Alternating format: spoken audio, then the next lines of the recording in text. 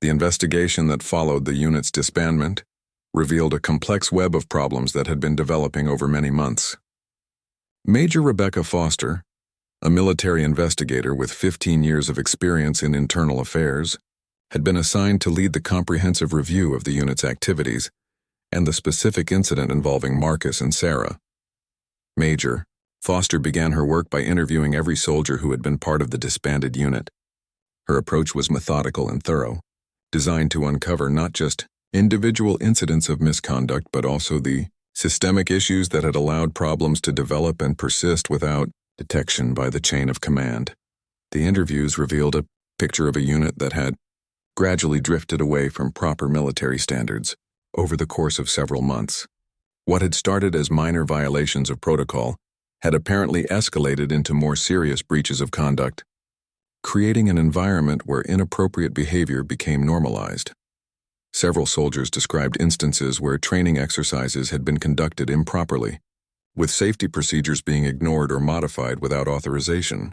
Others mentioned occasions when equipment had been used for unauthorized purposes, including personal activities that had nothing to do with military training or operations. Major Foster also uncovered evidence of inappropriate relationships between soldiers of different ranks, relationships that violated military regulations regarding fraternization. These relationships had created conflicts of interest and had apparently influenced decisions about training assignments, duty schedules, and performance evaluations. The investigation revealed that some members of the unit had been aware of these problems, but had failed to report them through proper channels. The military's culture of loyalty and unit cohesion, which was generally positive, had in this case prevented soldiers from speaking up about misconduct they had witnessed. Marcus was interviewed several times during the investigation process. Major Foster asked detailed questions about his supervision of the unit, his knowledge of the various incidents that had been reported, and his role in maintaining proper standards of conduct among the soldiers under his command. During these interviews, Marcus gradually came to understand the full scope of the problems that had existed within his unit. He realized that his focus on routine, training activities, and administrative responsibilities had caused him to miss warning signs that should have alerted him to developing issues.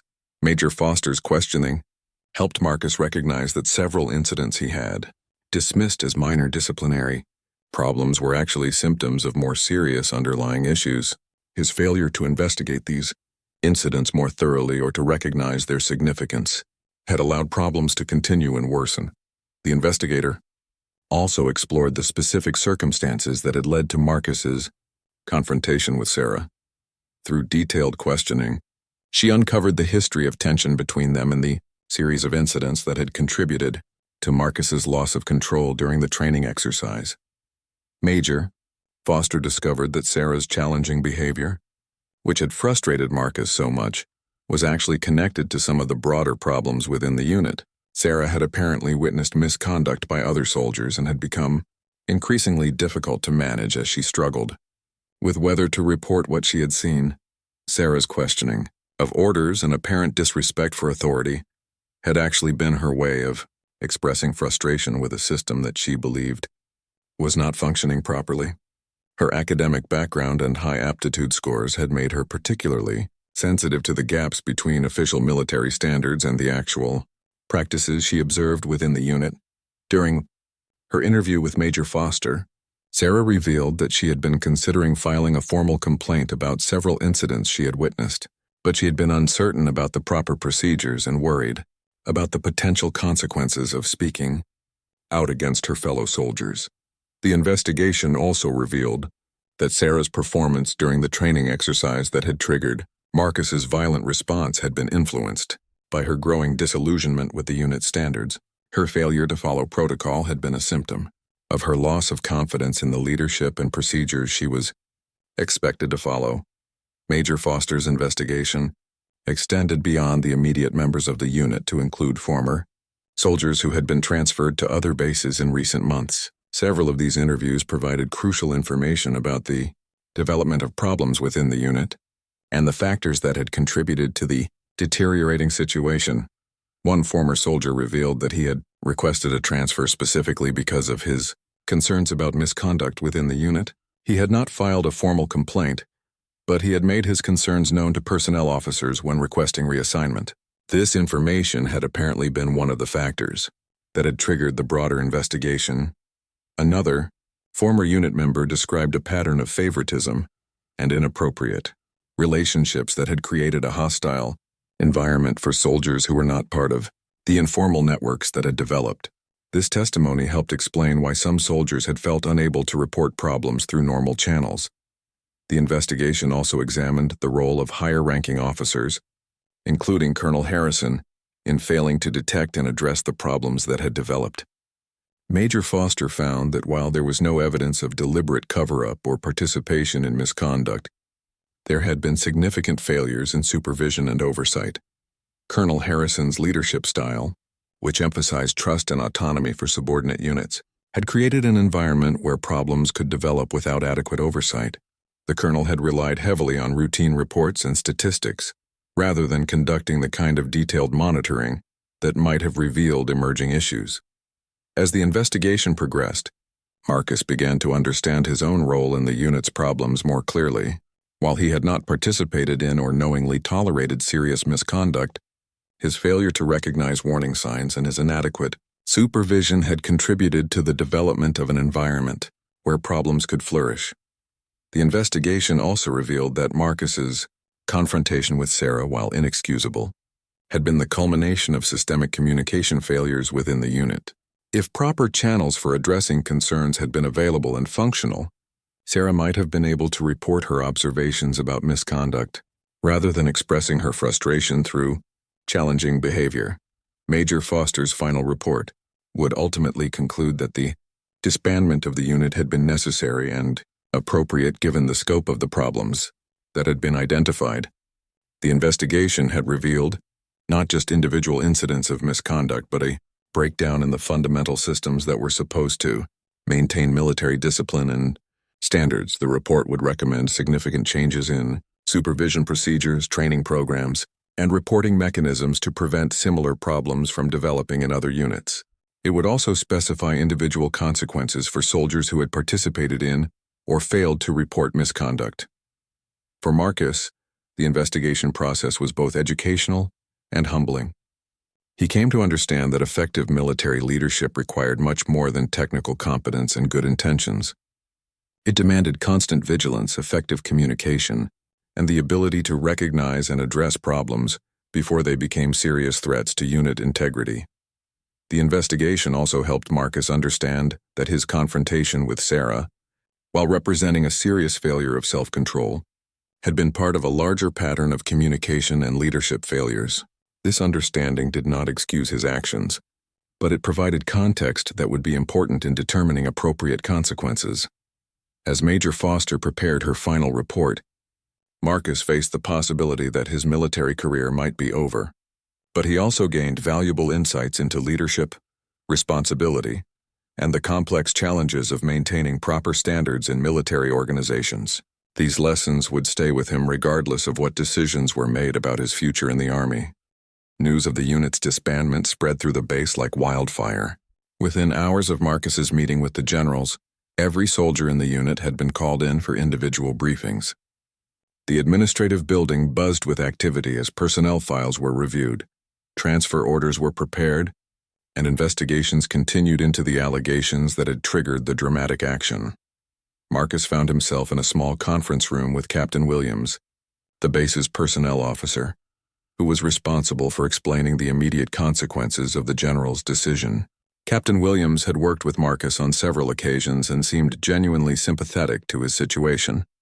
Though he maintained the professional distance required by the circumstances, the captain explained that Marcus would be suspended from active duty pending a full investigation into both his personal conduct and his role as a supervisor in the allegedly problematic unit. This suspension meant that he would retain his rank and pay temporarily, but he would be prohibited from participating in any military activities or training exercises. Marcus listened to the details of his suspension with a growing sense of unreality. Just that morning, he had been a respected sergeant with 12 years of exemplary service. Now he was facing the possibility that his entire military career could be ended by a single moment of poor judgment and allegations that he still didn't fully understand. Captain Williams continued by explaining the process that would determine Marcus's future in the military. A formal investigation would examine not only the incident with Sarah, but also his performance as a supervisor and his knowledge of any misconduct within the unit. The investigation could take several weeks or even months to complete. During this time, Marcus would be required to remain on the base and be available for questioning by investigators. He would be assigned temporary housing, away from the regular barracks, and would be prohibited from communicating with other members of his former unit except through official channels. The isolation that these restrictions would create felt almost as difficult to accept as the suspension itself. Marcus had built strong professional relationships with many of the soldiers in his unit, and being cut off from them would be both personally and professionally challenging. Captain Williams handed Marcus a thick packet of documents that outlined his rights during the investigation process, the procedures that would be followed, and the potential outcomes he might face. The packet also included contact information for military legal counsel and support services that were available to service members facing disciplinary action. As Marcus left the administrative building, he was struck by how different the base felt from just a few hours earlier. Soldiers were gathered in small groups, talking quietly among themselves about the sudden changes affecting their unit. Some looked confused, others appeared angry, and a few seemed relieved to be getting away from what was apparently a problematic situation. Marcus noticed Sarah standing near the entrance to the mess hall, talking with two other female soldiers from the unit. She saw him approaching and their eyes met briefly. Marcus wanted to approach her, to apologize again for his actions and to try to understand better what had led to the investigation of their unit. But the restrictions placed on him during his suspension made any direct communication inappropriate. Instead, Marcus nodded slightly in Sarah's direction, hoping to convey some sense of regret for what had happened between them. Sarah's response was minimal, just a brief acknowledgement before she turned back to her conversation with the other soldiers. The encounter left Marcus feeling even more isolated and uncertain about his future. He realized that his relationship with Sarah and the other members of the unit had been permanently changed by the events of the day. Even if he were eventually cleared of wrongdoing and allowed to continue his military career, he would never again work with these soldiers. Marcus made his way to the temporary quarters that had been assigned to him. The room was small and sparsely furnished, designed for short-term use by visiting personnel rather than permanent residents. The contrast with his previous accommodations in the regular barracks emphasized how dramatically his status on the base had changed.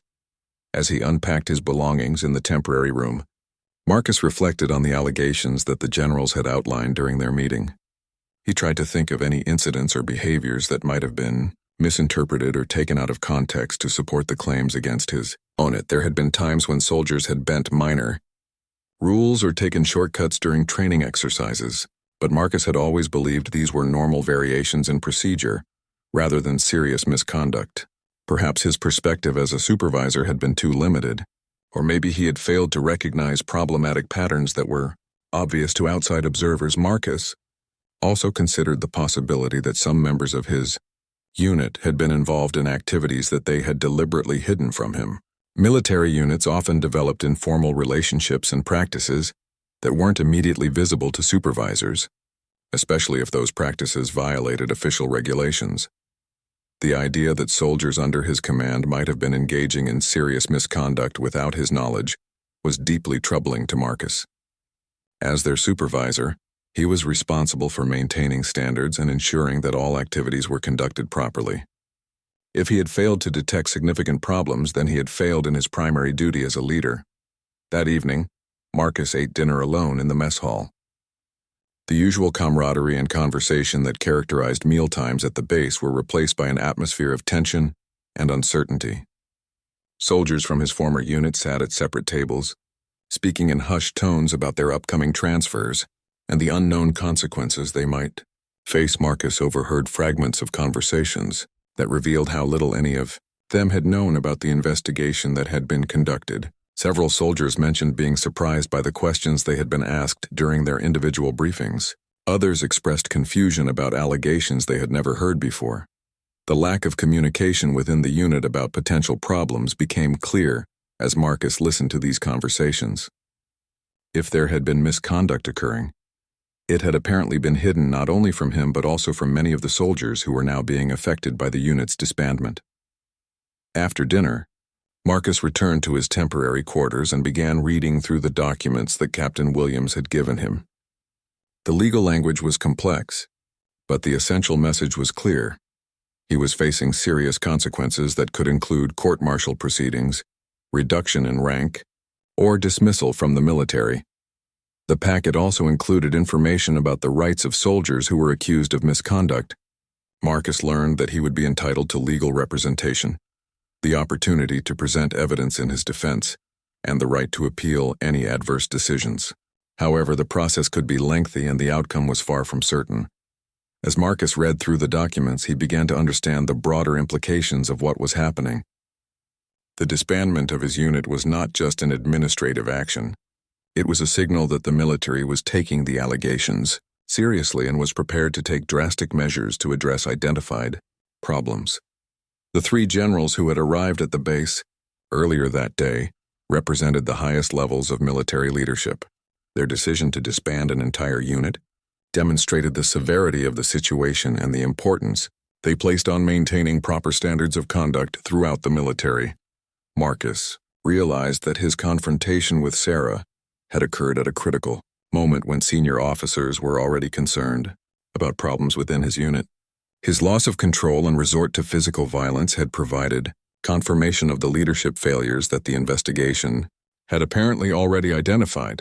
The weight of responsibility for his actions and their consequences settled heavily on Marcus as he prepared for bed in his unfamiliar temporary quarters.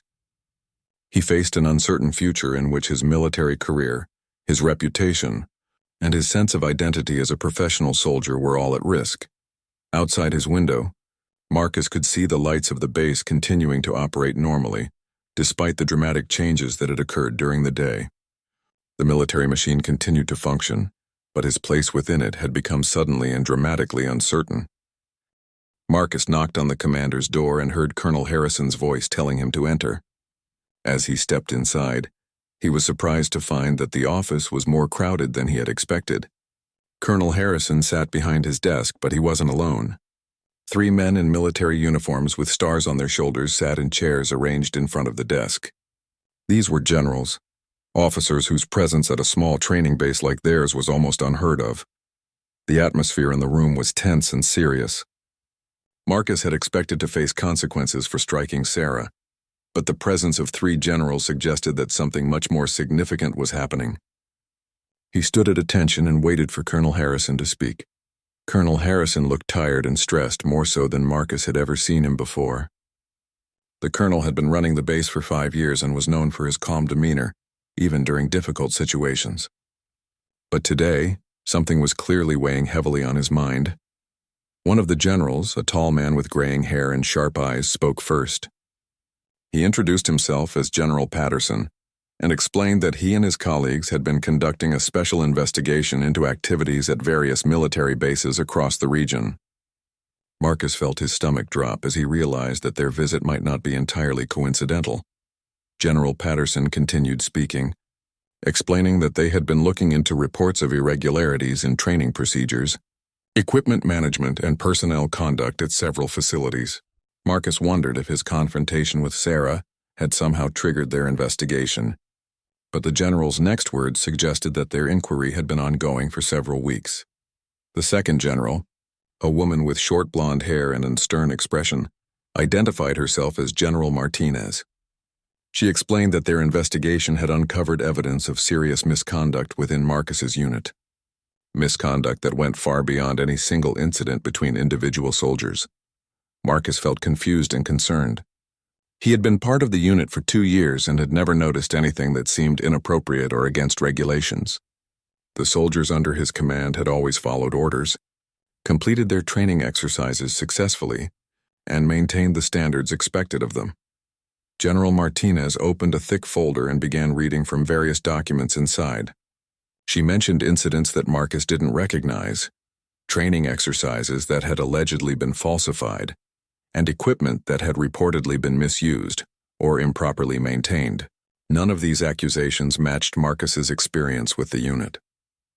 The third general, an older man with a weathered face and numerous ribbons on his uniform, introduced himself as General Thompson. He had been in the military for over 30 years and had investigated misconduct cases throughout his career. His presence suggested that whatever they had discovered was serious enough to warrant the attention of the most experienced officers in the region. General Thompson explained that their investigation had revealed a pattern of behavior within the unit that violated multiple military regulations. He mentioned improper relationships between officers and enlisted personnel, unauthorized use of military resources, and training exercises that had been conducted in ways that put soldiers at unnecessary risk. Marcus listened in growing disbelief. The unit he knew bore no resemblance to the one being described by the generals. His soldiers were professional, dedicated, and committed to following proper procedures. He had worked closely with every member of the unit and had never seen evidence of the serious problems being outlined. Colonel Harrison spoke for the first time since Marcus had entered the room. He explained that the investigation had been triggered by complaints from several sources, including former members of the unit who had been transferred to other bases. These complaints had painted a picture of systematic problems that had been hidden from higher-ranking officers. Marcus realized that he was being asked to respond to allegations that he knew nothing about. The timing of his confrontation with Sarah now seemed even more unfortunate, as it had occurred just as these serious accusations were being investigated. His moment of poor judgment could easily be seen as part of a larger pattern of misconduct. General Patterson asked Marcus directly about his knowledge of the alleged irregularities. Marcus answered honestly, explaining that he had never witnessed or participated in any of the activities being described. He emphasized his commitment to following proper procedures and maintaining the high standards expected of military personnel. But even as Marcus defended himself and his unit, he could see that the generals were not entirely convinced. They had documentation, witness statements, and evidence that suggested serious problems had been occurring under his supervision. His protestations of innocence might seem like an attempt to avoid responsibility. General Martinez mentioned that several soldiers from the unit had already been questioned about the allegations. Some of them had provided statements that supported the claims being made against the unit.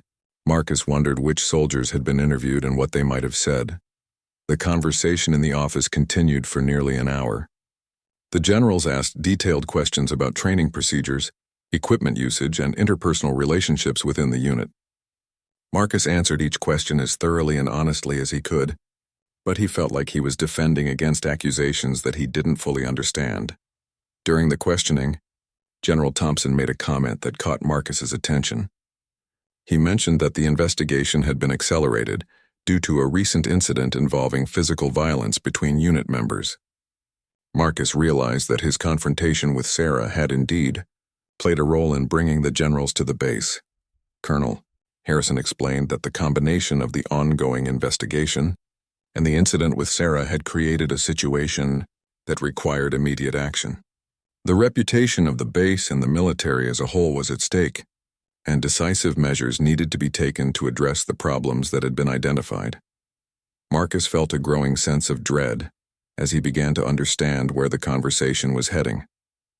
The generals weren't just investigating his unit, they were preparing to take action against it. His confrontation with Sarah had been the final straw that pushed them to move forward with whatever consequences they had been considering. General Patterson stood up and walked to the window overlooking the training grounds. He could see soldiers going about their daily routines, unaware that their futures were being decided in the colonel's office. The general turned back to face Marcus and spoke in a tone that left no room for argument. He explained that the evidence against the unit was substantial and that the recent incident had made it clear that immediate action was necessary. The military could not tolerate the kind of behavior that had been documented, especially when it involved violence against fellow soldiers. General Martinez added that the decision had been made to disband the unit entirely. All soldiers would be reassigned to different bases, and the command structure would be completely reorganized. The investigation would continue, and individual consequences would be determined based on each person's level of involvement in the alleged misconduct. Marcus felt like the ground had disappeared from beneath his feet. The unit he had served with for 2 years was being destroyed, and his actions had played a role in triggering the final decision. The soldiers under his command would be scattered across different bases, their careers potentially damaged by association with the disbanded unit. The meeting concluded with instructions for Marcus to report to a different office where he would be debriefed about the transition process. As he left Colonel Harrison's office, Marcus couldn't help but feel that he was walking away from everything he had worked to build.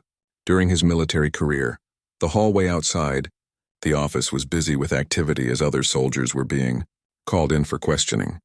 Marcus recognized several faces from his unit, and he could see the confusion and concern in their expressions. None of them knew yet that their unit was about to cease to exist. The morning sun cast long shadows across the military base as Sergeant Marcus Rodriguez walked toward the training grounds. His boots crunched against the gravel path, each step echoing his growing frustration with the new recruit who had been causing problems for weeks. Private Sarah Chen had joined their unit 3 months ago, fresh from basic training, carrying herself with a confidence that rubbed many of the seasoned soldiers the wrong way. Marcus had been in the Army for 12 years. He had served in 3 different countries, earned numerous commendations, and had never once lost his temper with a subordinate. But something about Sarah's attitude pushed every wrong button he had. She questioned orders, spoke back during briefings, and seemed to think the rules didn't apply to her just because she had scored high on her aptitude tests. The training exercise that morning was supposed to be routine. The unit was practicing urban warfare tactics in a mock city built specifically for training purposes. Sarah's squad had been assigned to clear a building while Marcus observed from a nearby position. Everything had started normally, with the soldiers moving through their formations exactly as they had practiced dozens of times before. But then Sarah broke protocol. Instead of waiting for her team leader's signal, she rushed ahead into a room that hadn't been secured. Her reckless action could have gotten her entire squad killed in a real combat situation. Marcus watched in disbelief as she endangered not only herself, but also the 5 other soldiers who had to scramble to cover her mistake. When the exercise ended, Marcus called Sarah aside. His face was red with anger and his hands were shaking slightly. He had planned to give her a stern talking to about following orders and respecting the chain of command. But as he began to speak, Sarah rolled her eyes and made a comment about old-fashioned military tactics being outdated in modern warfare. Something snapped inside Marcus. All the frustration from weeks of dealing with her insubordination came rushing to the surface. Without thinking, he raised his hand and struck her across the side of her head. The impact was sharp and sudden, causing Sarah to stumble backward and fall to the ground. The moment his hand made contact, Marcus realized what he had done. The anger drained from his face, replaced by shock and horror at his own actions. Sarah sat on the ground, holding her head, tears streaming down her face. The other soldiers in the area had stopped what they were doing and were staring in stunned silence. Marcus had never hit anyone outside of combat. He had never lost control like this before. His military training had taught him discipline, restraint, and respect for all soldiers regardless of rank.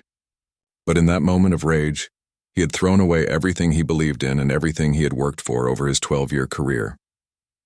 Sarah slowly got to her feet. Still holding the side of her head where he had struck her, she looked at Marcus with a mixture of pain, shock, and something else he couldn't quite identify. For a moment, neither of them spoke. The training ground around them seemed frozen in time. Other soldiers began to gather around them, unsure of what to do or say. Some of them had witnessed Sarah's difficult behavior over the past few months, but none of them had expected their sergeant to resort to physical violence. The unwritten rules of military conduct had been shattered in an instant. Marcus opened his mouth to apologize, to try to explain what had happened, but no words came out. How could he explain that he had lost control? How could he justify striking a subordinate, especially a female soldier? There was no excuse for what he had done, and he knew it. Sarah wiped the tears from her eyes and straightened her uniform. She looked directly at Marcus and spoke in a voice that was steady despite her obvious pain. She told him that what he had done was unacceptable, and that she would be reporting the incident to their commanding officer immediately. Marcus nodded, knowing that she was absolutely right to report him. He had violated every principle of military leadership and had probably destroyed his career in a moment of weakness. But even as he accepted the consequences of his actions, He couldn't shake the feeling that something else was wrong with the entire situation. As Sarah walked away toward the administrative building, Marcus noticed something odd. Despite the fact that it was still early in the training day, several official-looking vehicles were already pulling up to the base headquarters. These weren't the usual supply trucks or routine visitors that came and went from the base regularly. These vehicles had special markings that indicated high-ranking military officials were inside.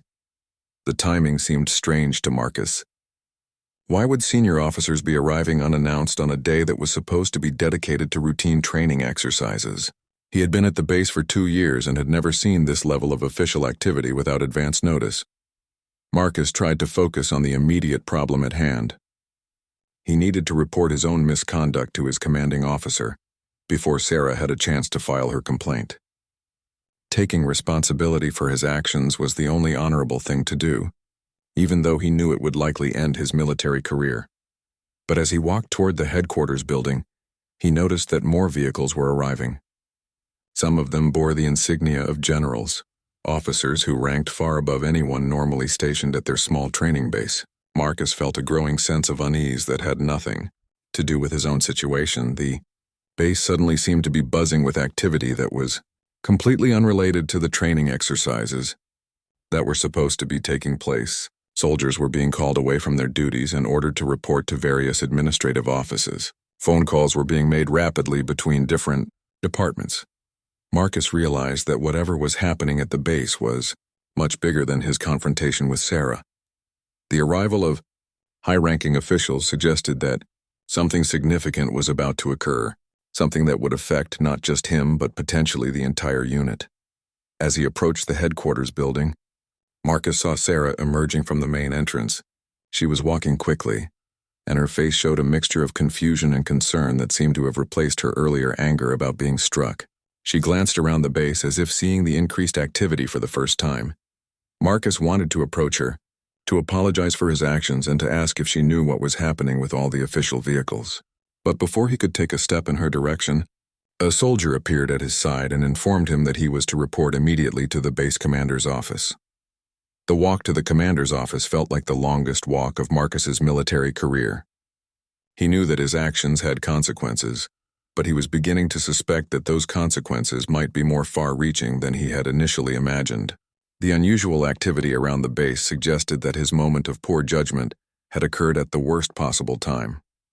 As he reached the door to the commander's office, Marcus took a deep breath and prepared to face whatever consequences awaited him inside. The formal hearing that would determine Marcus's fate took place 6 weeks after the unit's disbandment. The proceeding was conducted in a sterile conference room at the regional military headquarters, presided over by Colonel Janet Reynolds, a senior officer with extensive experience in military justice proceedings. Marcus sat at a table with his appointed legal counsel, Captain David Park, a military attorney who specialized in disciplinary cases. Captain Park had spent considerable time reviewing the investigation report and preparing Marcus's defense, though both men understood that the evidence against Marcus was substantial and largely undisputed. The hearing panel consisted of 3 officers: Colonel Reynolds as the presiding officer, Lieutenant Colonel James Mitchell from the Judge Advocate General's office, and Major Sandra Webb, a personnel specialist with expertise in leadership and supervisory issues. These officers would review all evidence and testimony before making recommendations about Marcus's future in the military.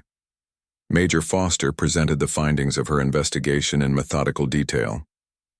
She outlined the systemic problems that had developed within the unit, the specific incidents of misconduct that had been documented, and the failures in leadership and supervision that had allowed these problems to persist. When Major Foster described Marcus's confrontation with Sarah, she presented it not as an isolated incident, but as the culmination of ongoing leadership failures and communication breakdowns within the unit. Her presentation emphasized that while Marcus's violent response was inexcusable, it had occurred within a context of systemic dysfunction. The investigation had revealed that Marcus's frustration with Sarah's behavior was shared by several other soldiers in the unit, but that no effective mechanisms had existed for addressing the underlying issues that were causing her difficulties. The failure to recognize Sarah's concerns about misconduct and to provide appropriate channels for reporting problems had contributed to the tension that ultimately led to violence, Sarah testified at the hearing, describing her experiences within the unit and the events that had led to the confrontation with Marcus. Her testimony was measured and professional, focusing on the facts rather than expressing anger or seeking retribution. She explained that her challenging behavior had been motivated by frustration with what she perceived as declining standards within the unit. She had witnessed incidents that concerned her but had felt unable to report them because she was unsure about proper procedures and worried about retaliation from other soldiers. Sarah also testified about the impact of Marcus's physical assault on her. While she had not suffered serious physical injury, the incident had left her feeling vulnerable and questioning her place in the military. She had lost confidence in the leadership of the unit and had requested transfer to a different assignment.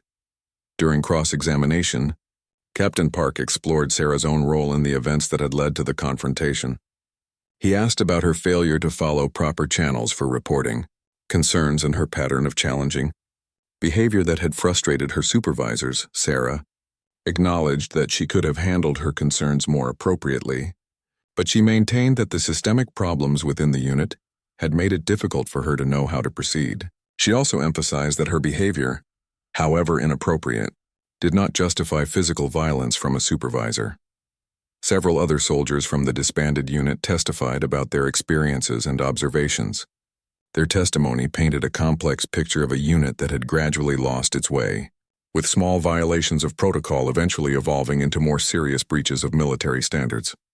Corporal James Wright, who had served under Marcus for 18 months, testified about his respect for Marcus as a leader and his surprise at learning about many of the problems that the investigation had uncovered. He described Marcus as a fair and competent supervisor who had always treated soldiers with respect. However, Corporal Wright also acknowledged that he had been aware of some inappropriate activities within the unit, but had not reported them because he believed they were minor issues that would resolve themselves. His testimony illustrated how the unit's culture had gradually shifted to tolerate behavior that should have been addressed immediately. Private First Class Maria Gonzalez provided testimony about the inappropriate relationships and favoritism that had developed within the unit. She described how these problems had created divisions among the soldiers and had undermined morale and discipline. Her testimony revealed that while Marcus had not participated in these relationships or shown favoritism, his failure to recognize and address them had allowed problems to continue and worsen. The lack of effective supervision had created an environment where some soldiers felt they could violate regulations without consequences. Expert testimony was provided by Dr. Angela Carter, a military psychologist who specialized in leadership, development, and organizational behavior. Dr. Carter analyzed the factors that had contributed to the unit's problems and offered insights into how similar situations could be prevented in the future. Dr. Carter explained that the breakdown of standards within Marcus's unit followed a predictable pattern that she had observed in other military organizations. Small violations of protocol, when not addressed promptly and effectively, tended to normalize deviant behavior and create a culture where more serious misconduct became acceptable. She testified that Marcus's failure to recognize and address early warning signs was a common leadership challenge, particularly for supervisors who lacked training in organizational behavior and human relations. However, she emphasized that this understanding did not excuse his ultimate resort to physical violence. Captain Park presented Marcus's defense by emphasizing his 12 years of exemplary service, his positive performance evaluations, and the testimonials from soldiers who had served under his command in previous assignments. He argued that Marcus's actions, while inexcusable, were completely out of character and represented a momentary lapse in judgment rather than a pattern of abusive behavior. The defense also emphasized the systemic nature of the problems within the unit and argued that Marcus had been inadequately prepared for the complex leadership challenges he had faced. Captain Park suggested that additional training and supervision, rather than dismissal from the military, would be more appropriate consequences. Marcus himself testified about his actions and their consequences. He accepted full responsibility for striking Sarah and expressed genuine remorse for his loss of control. He also acknowledged his failures as a supervisor and his responsibility for the problems that had developed within his unit. Marcus's testimony was straightforward and honest. He did not attempt to minimize his actions or to blame others for his failures. He expressed his commitment to learning from the experience and his desire to continue serving in the military, if given the opportunity. However, Marcus also struggled to explain how he had failed to recognize the serious problems that had apparently been developing under his supervision.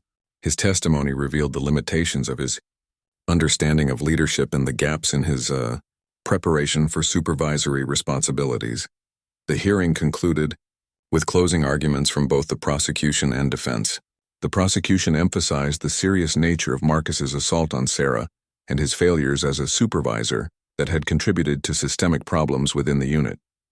They argued that dismissal from the military was necessary to maintain discipline and standards. The defense argued for mercy based on Marcus's previous exemplary service and the unique circumstances that had contributed to his actions. They requested that Marcus be allowed to continue his military career with appropriate consequences and additional training. Colonel Reynolds announced that the panel would deliberate and that their decision would be communicated to Marcus within 1 week. As the hearing concluded, Marcus felt a mixture of relief that the process was finally over and anxiety about the uncertain future that awaited him. The week that followed was the longest of Marcus's military career. The week of waiting for the hearing panel's decision was filled with sleepless nights and constant anxiety for Marcus. He remained confined to his temporary quarters except for meals and required meetings, creating a sense of isolation that intensified his worry about the outcome. Every day felt like a month as he replayed the hearing in his mind, analyzing every question, every piece of testimony, and every expression on the panel members' faces. Captain Park visited Marcus twice during this period to discuss potential outcomes and prepare him for various scenarios. The attorney explained that the panel had several options available to them, ranging from complete dismissal from the military to lesser punishments that would allow Marcus to continue his career with restrictions.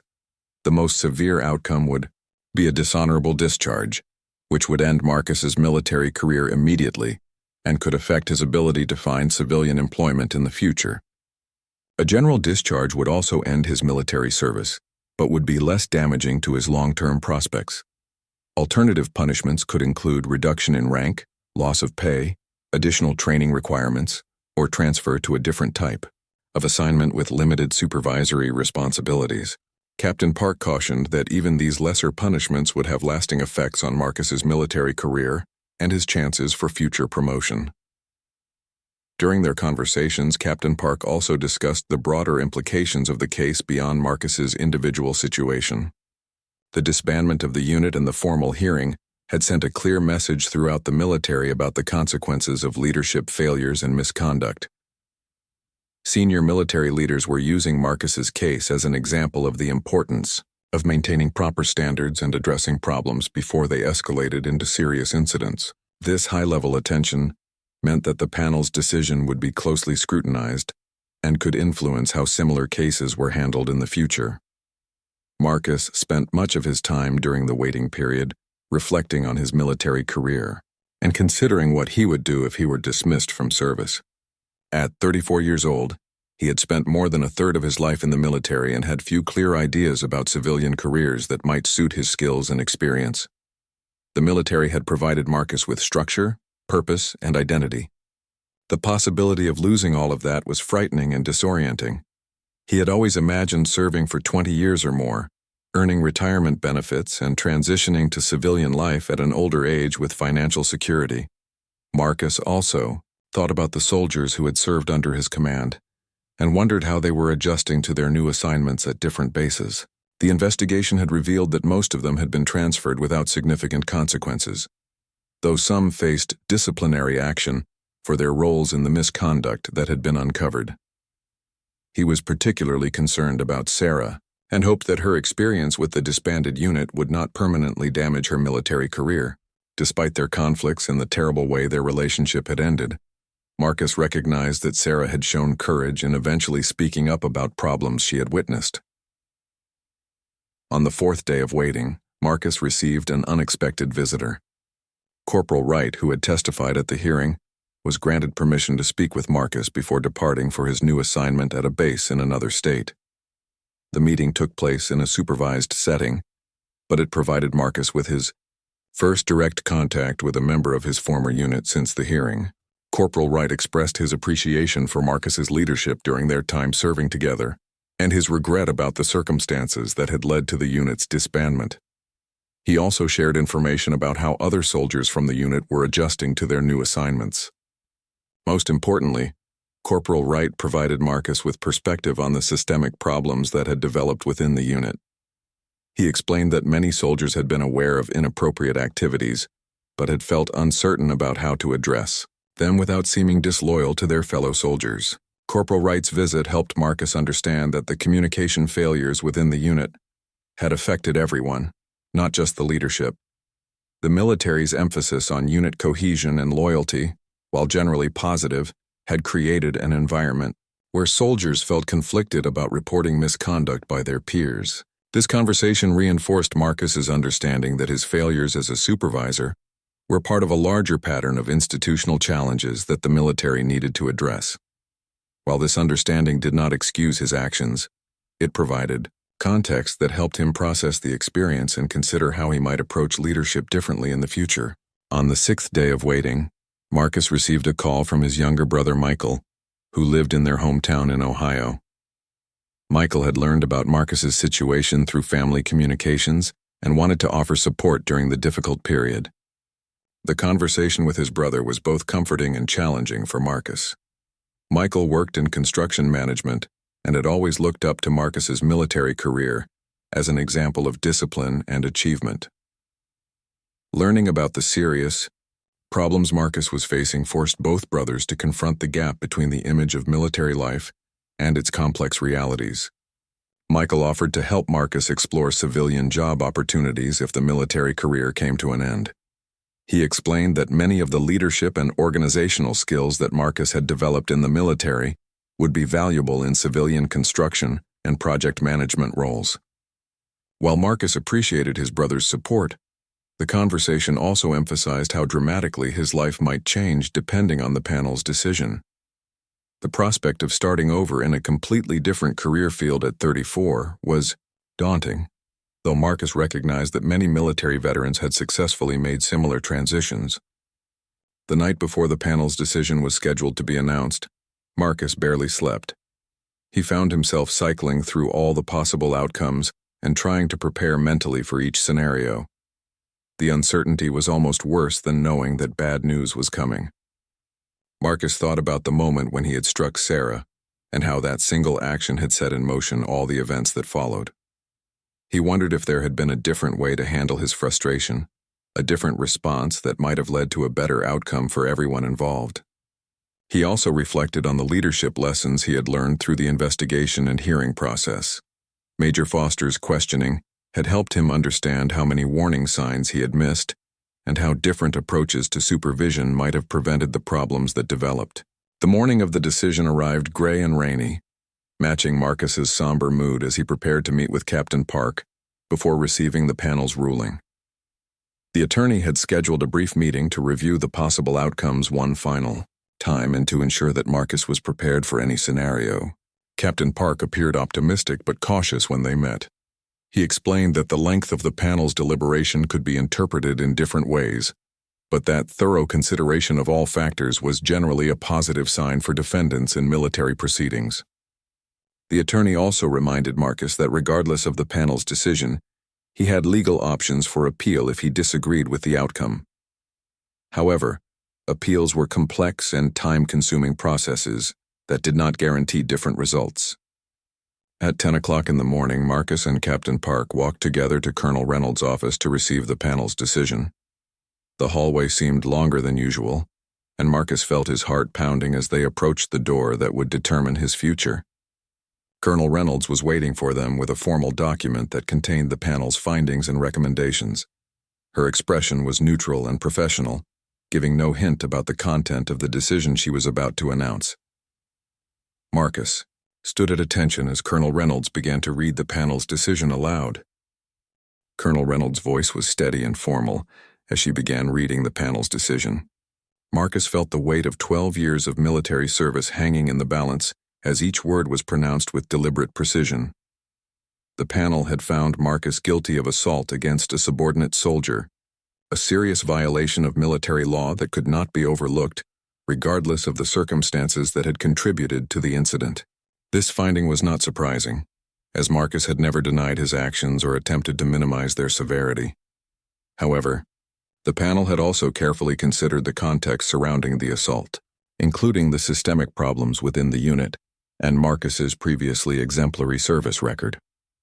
They acknowledged that his actions, while inexcusable, had occurred during a period of significant stress and organizational dysfunction. The panel's decision reflected a balance between the need to maintain military discipline and recognition of the complex factors that had contributed to the incident.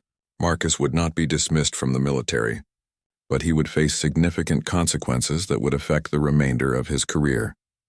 Marcus was sentenced to reduction in rank from sergeant to corporal, a demotion that would reduce his pay and limit his future advancement opportunities. He would also forfeit 30 days of pay as financial punishment for his misconduct. Additionally, Marcus would be required to complete extensive retraining in leadership, conflict resolution, and military law. This retraining would last 6 months and would be conducted at a specialized facility designed to help military personnel develop better supervisory skills. Perhaps most significantly, Marcus would be transferred to a new assignment where he would serve in a non-supervisory role for a minimum of 2 years. During this period, his performance would be closely monitored, and any further disciplinary problems would result in immediate dismissal from the military. The panel also imposed a formal letter of reprimand that would become a permanent part of Marcus's military record. This letter would be considered in all future decisions about promotions, assignments, and career development opportunities. Colonel Reynolds explained that the panel had deliberated extensively about the appropriate consequences for Marcus's actions. They had been influenced by testimony about his previous good service, his acceptance of responsibility, and the genuine remorse he had expressed for his behavior. However, the panel had also been clear that assault against a subordinate was one of the most serious violations a military supervisor could commit. The decision to allow Marcus to continue his military career came with the understanding that he would never again be given the opportunity to harm another soldier under his command. As Colonel Reynolds finished reading the decision, Marcus felt a complex mixture of relief and disappointment. He was grateful that his military career would continue, but the consequences were severe enough to fundamentally change his future prospects in the service. The reduction in rank was particularly difficult to accept. Marcus had worked hard to earn his position as a sergeant, and losing that rank felt like losing a significant part of his identity and accomplishments.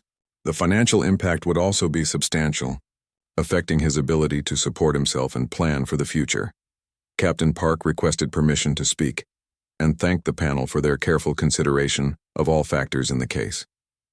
He emphasized that Marcus understood the seriousness of his actions and was committed to completing the required retraining and proving himself worthy of continued military service. Marcus was given the opportunity to respond to the panel's decision. He stood at attention and formally accepted the consequences that had been imposed. He expressed his gratitude for the opportunity to continue serving and his commitment to learning from the experience. After the formal proceedings concluded, Captain Park and Marcus met privately to discuss the practical implications of the panel's decision. The attorney explained the timeline for Marcus's transfer and retraining, as well as the procedures for appealing the decision if Marcus chose to do so. Marcus decided not to appeal the panel's ruling. While the consequences were severe, he recognized that they were fair given the seriousness of his actions. He was ready to accept responsibility and work toward rebuilding his military career. The retraining program that Marcus would attend was located at a military education facility in Georgia. The 6-month program was designed specifically for military personnel who had experienced leadership failures and needed to develop better skills for supervising and managing soldiers. Marcus would join other service members who had faced similar challenges creating an environment where he could learn from both instructors and peers who understood the complexities of military leadership. The program would include classroom instruction, practical exercises, and psychological counseling to address the underlying factors that had contributed to leadership failures. 3 weeks after receiving the panel's decision, Marcus departed for Georgia to begin his retraining. The journey represented both an ending and a beginning for his military career.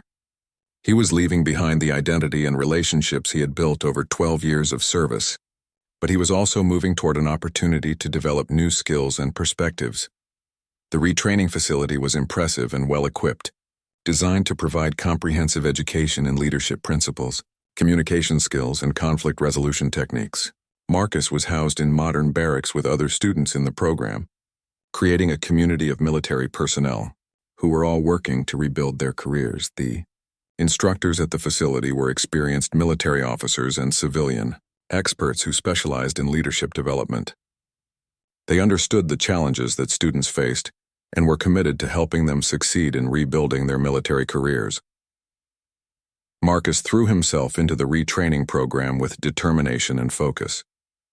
He participated actively in all classes and exercises, eager to learn new approaches to leadership and supervision that would prevent future problems. The experience was humbling but also educational, providing him with insights he had never gained through traditional military training. One of the most valuable aspects of the program was the opportunity to interact with other military personnel who had faced similar challenges.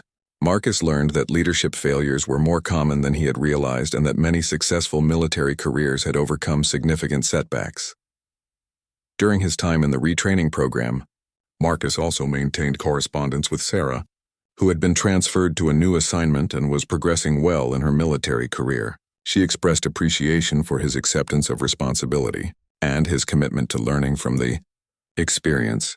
Their correspondence helped both of them process the events that had led to the disbandment of their unit and Marcus's assault.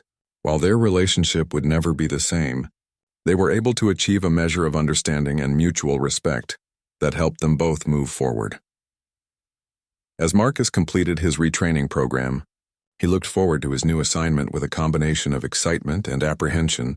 He had learned valuable lessons about leadership, communication, and self-control that would serve him well in the future. The consequences of his actions would continue to affect his military career for years to come. But Marcus had gained a deeper understanding of himself and his responsibilities as a military leader. He was determined to use this understanding to become a better soldier and to never again allow his emotions to overcome his judgment. The unit that had been disbanded following his confrontation with Sarah was never reformed, but the lessons learned from its failure influenced military training and supervision practices throughout the service. Marcus's case became part of the institutional knowledge that helped prevent similar problems in other units.